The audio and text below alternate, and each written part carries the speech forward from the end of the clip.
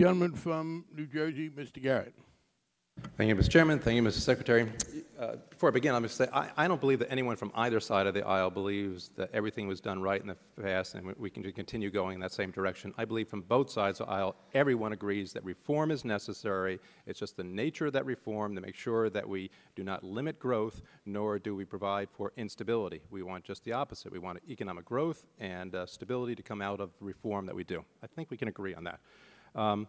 One point, the chairman raised the issue of timelines and moving forward and what he would like to do. When I think about that, you go back. In April, the administration thought before the G20 they wanted to have a reform proposal out on the table. That wasn't done. Then there was talk of by that G20, not a complete proposal. Then by the end of Memorial Day, there was talk of doing a markup and having that done for resolution authority, and that wasn't done.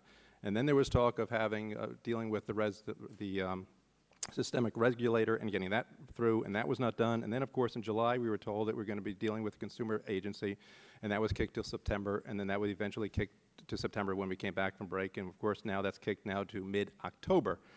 So it seems that all those timelines have not really been met quite as they'd wanted to meet them, and we really don't have today any legislative text from the legislative side of the aisle. I do appreciate the administration has provided us with legislative language, which is absolutely necessary for us to deliberate on these things, but it is appropriate, of course, for Congress to come up with their own legislation.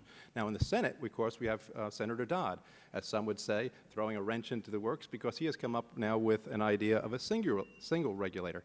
And why I use the word a wrench is because the chairman has said there will never any prospect of merging the OCC and the OTS. So we have different ends on that perspective on that area.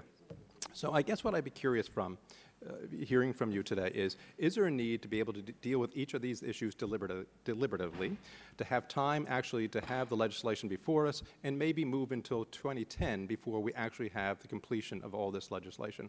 And I thank you. Look forward to your answers. Gentleman has expired.